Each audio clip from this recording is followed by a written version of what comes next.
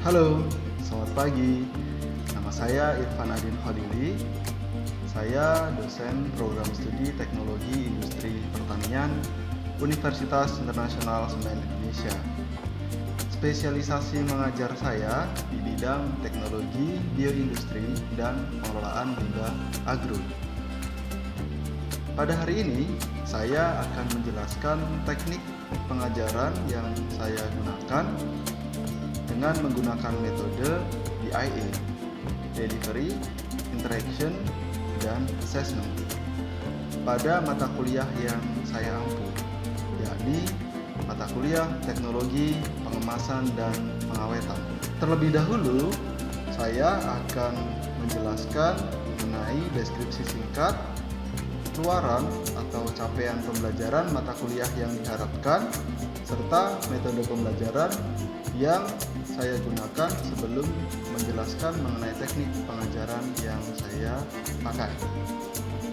Teknologi pengemasan dan pengawetan merupakan mata kuliah yang menjelaskan mengenai aplikasi pengawetan dalam dunia industri.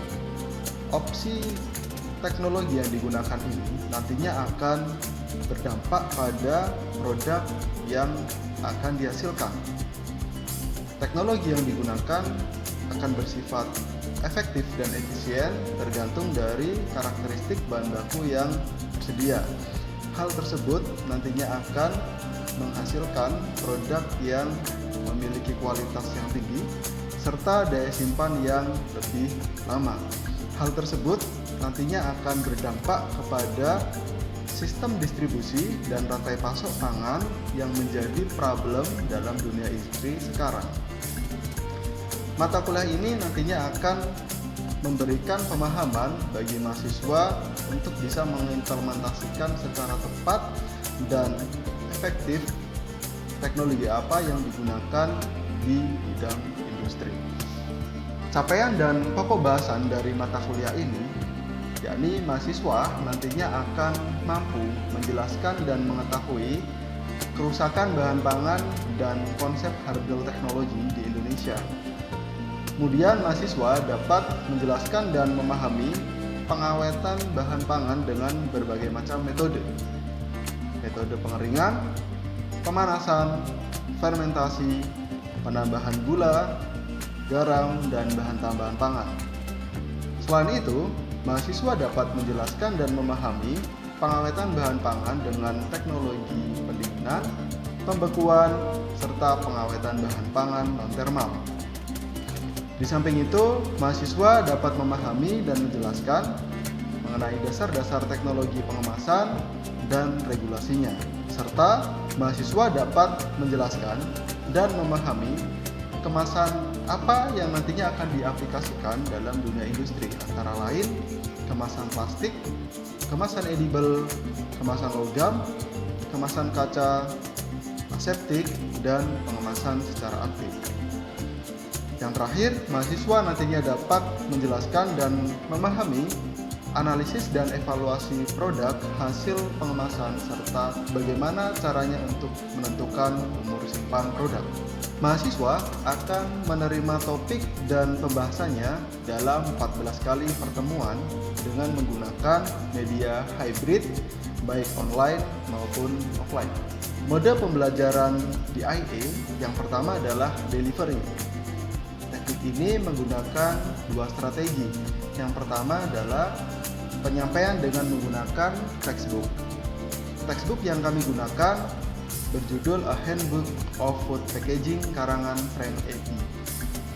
Kami sengaja memberikan textbook berbahasa Inggris untuk bisa meningkatkan wawasan dan perbendaharaan kata bahasa Inggris yang baik kepada mahasiswa, sehingga mereka nantinya akan tahu aplikasinya dalam mata kuliah ini. Selanjutnya, yang kedua adalah pembahasan case study. Pembahasan ini nantinya akan diterapkan dalam setiap pertemuan dan mahasiswa akan dituntut untuk menyelesaikan masalah atau soal yang dibahas secara individu maupun kelompok. Mahasiswa selain diminta mengumpulkan tugas serta diminta untuk mempresentasikan hasil kerjanya, nanti nantinya akan dikumpulkan melalui media Google Classroom yang terakhir akan dinilai oleh dosen pengampu mata kuliah. Dengan metode ini, saya yakin mahasiswa akan lebih mempersiapkan dengan matang dan lebih memahami terkait topik pembahasan yang ada. Teknik yang kedua yaitu interaction. Berinteraksi di dalam kelas dengan mahasiswa untuk bertanya dan mengemukakan isu serta pengembangan informasi terkait dengan aplikasi pengawetan dan pengemasan yang ada. Hal tersebut akan berdampak pada penilaian kami secara dua arah, baik dosen maupun dari mahasiswa. Kemudian yang kedua, kami pun menggunakan media WhatsApp Group untuk sarana diskusi di luar kelas dan pembahasan informasi terkini agar grup lebih hidup. Yang terakhir, menggunakan Google Classroom untuk penilaian, pemberian informasi, dan update materi. Terakhir, teknik ketiga yaitu assessment. Kontrak perkuliahan di dalamnya berisi penjelasan dan kesepakatan bersama terkait penilaian dan bobot mata kuliah, sehingga mahasiswa dapat mempersiapkan lebih dini terkait perkuliahan yang akan dijalankan dan kelancarannya, serta pencapaian target nilai yang diharapkan bersama serta memuaskan. Berikut adalah skema penilaian yang ada di mata kuliah yang saya ampu.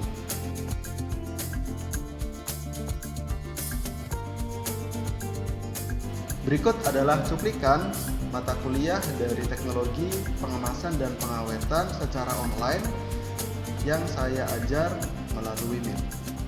Oke, kita mulai ya perkuliahan hari ini ya. Saya coba present now.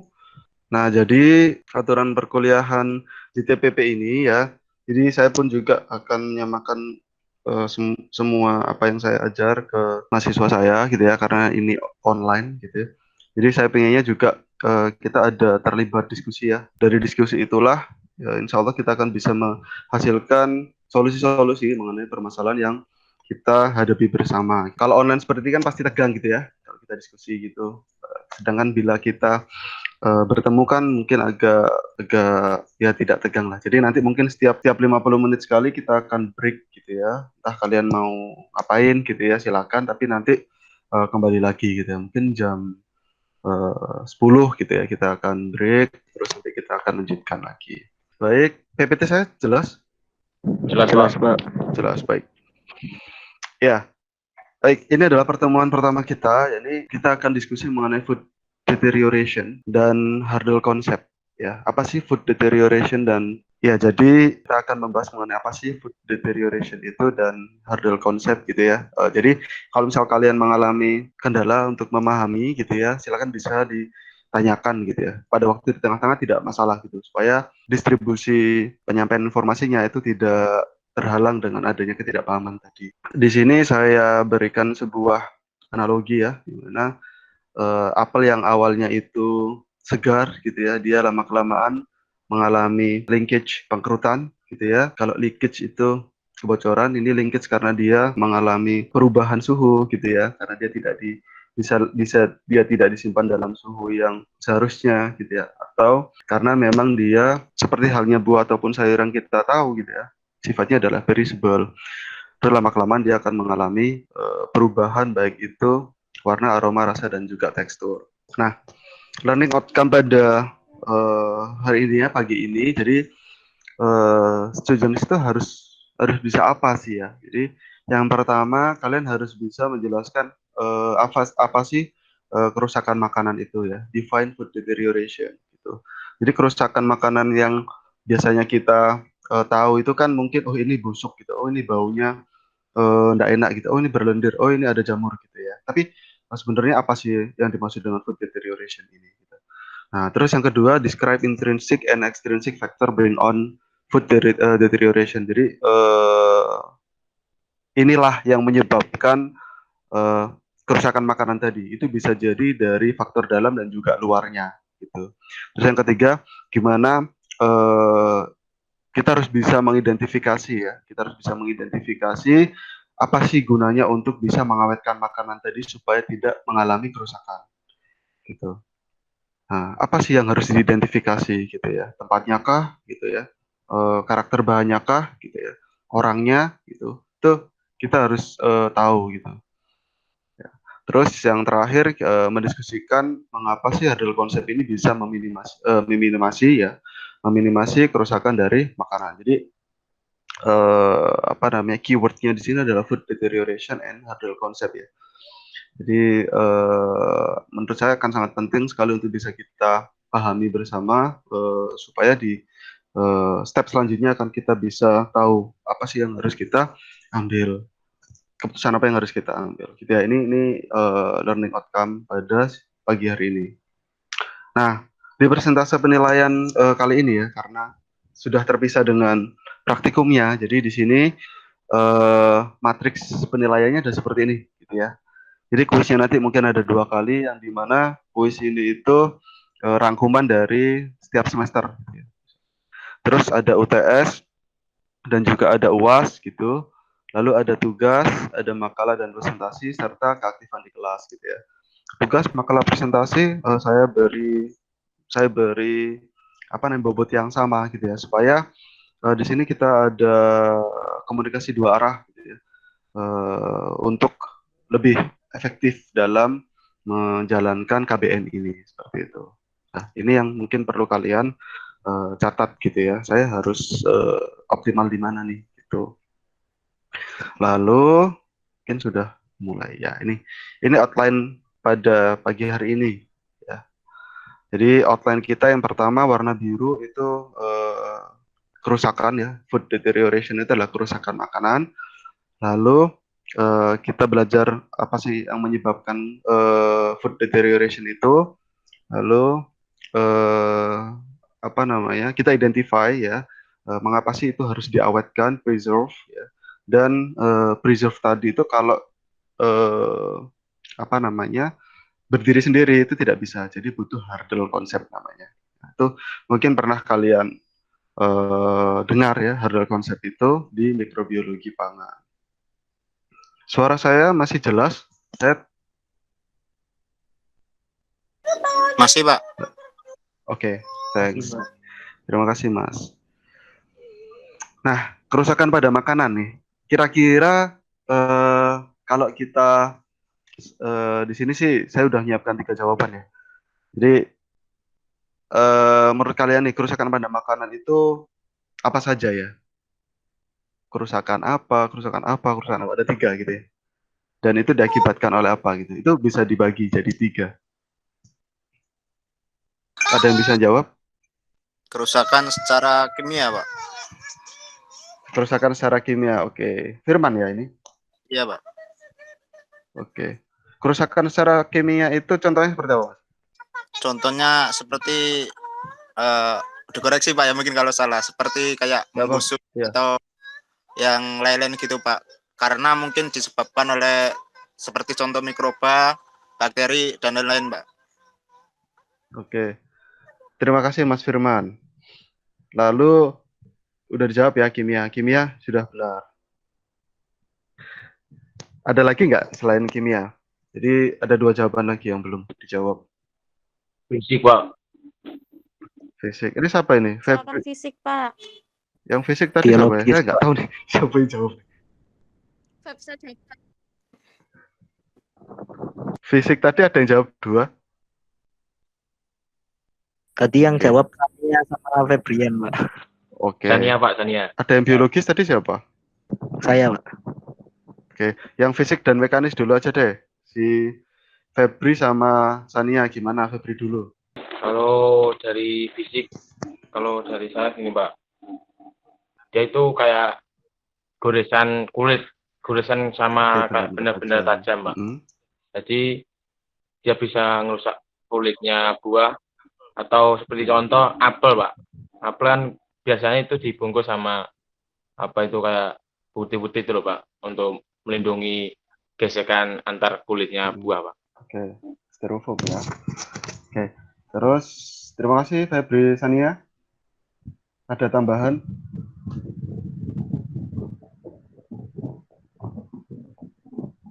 Biologis, Pak. Biologis. Biologi ini Mbak Lailia. Ya, Pak. Lailia. Oke. Yang tadi jawab biologis Mbak Lailia sama Mas Miftah ya. Bisa disampaikan gimana itu biologis? Dari makhluk hidup, Pak. Jadi misal dari jamur atau dari hewan-hewan lain yang menyebabkan kerusakan. Oke. Baik, terima kasih. Jadi memang ada 3 kerusakan ya, benar semua. Jadi ada kerusakan kimiawi, ada kerusakan fisik dan mekanis, dan juga ada kerusakan biologis dan mikrobiologis. Gitu ya. Nah, jadi kerusakan mekanis dan fisik ini tadi sudah disampaikan sama Febri ya. Jadi bisa memar akibat benturan, gitu ya, bisa luka akibat tergores, gitu ya, bisa tergencet atau gepeng karena pengangkutan, gitu ya. Jadi pada waktu kita setelah pemanenan, gitu ya, jadi setelah buah itu terlepas dari tanamannya, pasti akan mengalami kerusakan, gitu ya. Potensi kerusakan, bukan pasti akan mengalami kerusakan. Potensinya berada di pemanenan, kemudian pengangkutan, ya, kemudian transportasi, distribusi, terus pada waktu di pengolahan, ya. Baik itu gepeng, gencet, terluka akibat benturan itu kemungkinan yang terjadi, gitu ya. Itu adalah kerusakan mekanis. Baik itu dari buah dengan alat pemanen, baik itu bahan dengan wadah tempat buah tadi itu mau didistribusikan, bisa pasti akan mengalami proses kerusakan. Gitu ya. Kemudian ada lagi case hardening, gitu ya, karena dikeringkan pada suhu yang terlalu tinggi. Gitu. Ada beberapa bahan memang dia dikeringkan pada suhu yang terlalu tinggi, sehingga efeknya itu pada permukaannya kering, ya, permukaannya itu kering tapi di dalamnya masih lembek, ya. Nah, selain itu juga gejalanya ada yang mengalami karamelisasi, ya, seperti itu, dan bahkan bisa gosong. Itu karena memang suhu yang terlalu tinggi ketika dikeringkan. Ada pre-treatment. Terus yang ketiga adalah memar pada daging, gitu ya. Memar pada daging atau bruising atau freezer burn ini itu dikarenakan karena adanya pendarahan. Jadi daging yang kalian ketahui ketika hewan ternak itu mau disembelih, gitu ya. Mungkin cara penyembelihannya itu tidak benar, gitu ya. Dirubuhkan seperti itu sehingga dia mengalami memar karena karena jatuh, gitu ya.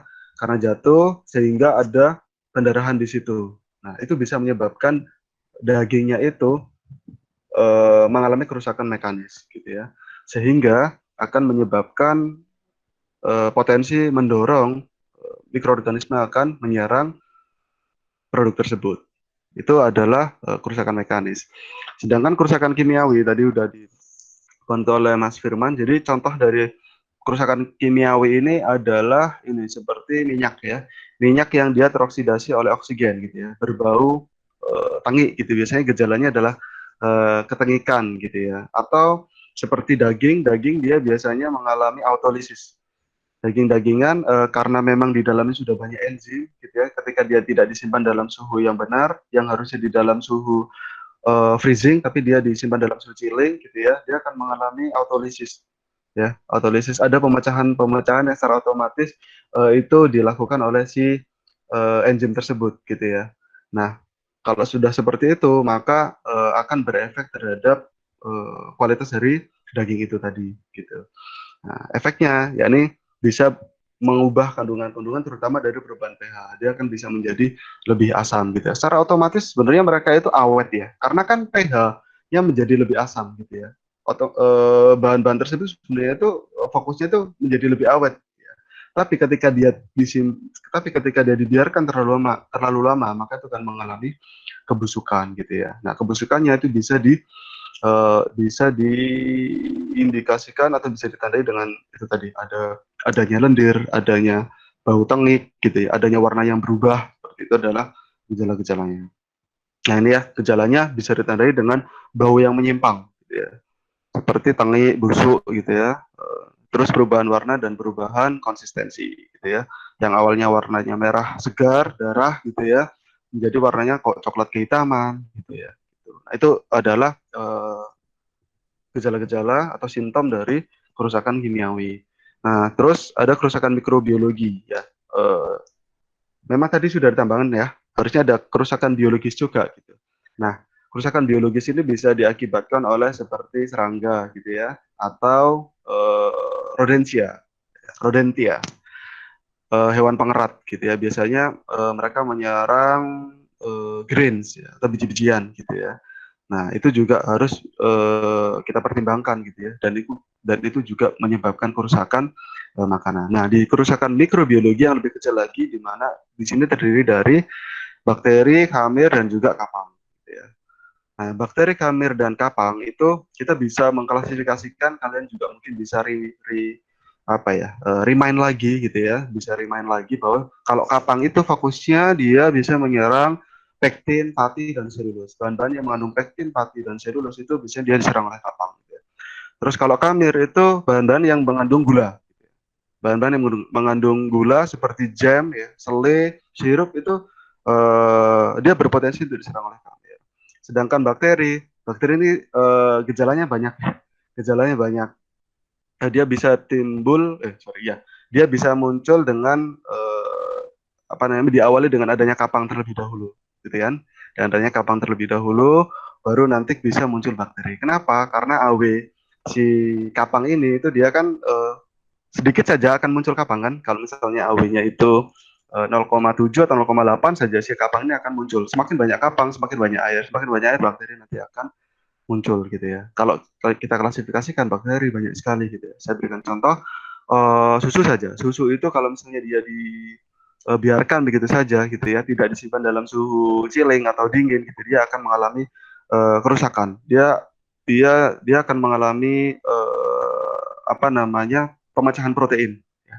Pemecahan protein yang sebenarnya dia dipecahnya bukan oleh protein Lactobacillus bulgaricus ya, atau Lactobacillus casei ya, tapi oleh Micrococcus ya, yang dimana bakteri tersebut adalah bakteri tahan terhadap suhu gitu ya, meskipun pH asam dia tetap hidup gitu ya. Nah, itu yang biasanya menyebabkan kerusakan pada produk-produk yang sudah diawetkan seperti susu atau sayur asin atau asam gitu ya. Dia tetap bisa menyerang. Oke. Nah, ini saya masuk ke condition for spoilage ya. Kondisi atau potensi-potensi terjadinya kerusakan gitu ya. Yang di atas ini itu kalian bisa lihat yang pertama ya, ini foods that spoils quickly, di mana makanan itu dia bisa rusak dengan cepatnya gitu ya. Di atas ini. Kalau yang di bawah foods that resist spoilage, di mana makanan-makanan ini itu bisa tahan terhadap kerusakan yang diakibatkan oleh mikrobakteria. Nah, kita ambil yang atas dulu aja deh ya. Yang atas ini, yang pertama adalah moist foods, ya, atau seperti susu, cucumber, ya, kemudian anggur, atau buah-buahan seperti itu, dia pasti juga akan sangat perishable dibandingkan yang bawah, gitu ya. Yang bawah kan makanan-makanan yang kering, gitu ya, tepung, pasta, gitu ya. Terus makanan yang netral, ikan-ikanan, buah, ya, itu akan lebih cepat diserang. Sedangkan di bawah makanan-makanan yang asam. Terus ya bisa dilihat ya, di sini ada tomat, kemudian ada jeruk lemon, ya di sini ada jeruk nipis juga. Terus yang di sini yogurt, telur, daging ya unrefrigerated 25 derajat Celcius, dia akan lebih cepat untuk diserang. Sedangkan di bawah di suhu chilling, suhu dingin, dia akan lebih resisten terhadap spoilage. Terus yang atas ini ground or sliced meat ya, daging-dagingan yang sudah dipotong gitu ya, dipotong tapi dia dibiarkan gitu ya, dibiarkan tidak utuh gitu ya. Sesuatu bahan ketika baik itu daging, buah ataupun sayur, ketika dia udah di-grinding, ketika dia udah dihancurkan, maka itu akan memicu tumbuhnya bakteri, karena semakin banyak kan permukaannya gitu ya, dia akan memperluas permukaan dengan seperti itu. Kalau whole meat ini dia masih utuh gitu ya, dia masih utuh, tidak dihancurkan gitu ya. Lebih baik ketika kita menyimpan, simpanlah daging dalam bentuk utuh seperti ini. Nah, sekarang kita masuk kepada apa sih yang biasanya menyebabkan kerusakan pada makanan. Ada yang bisa jawab?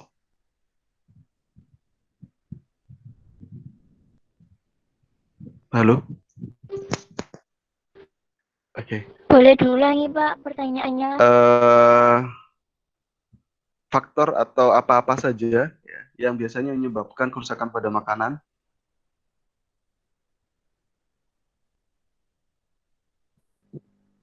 Enzim, oke. Terus? Kadar air, Pak. Kadar air, baik. Selain enzim, kadar Suhu, air. Pak. Suhu. Terus?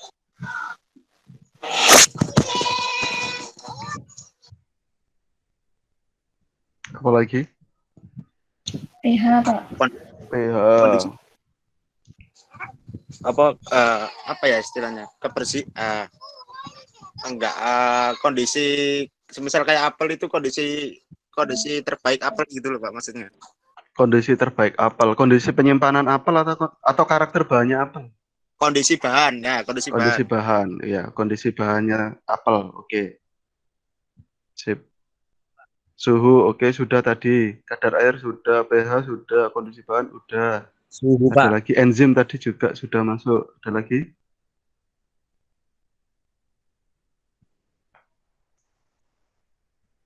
Sudah.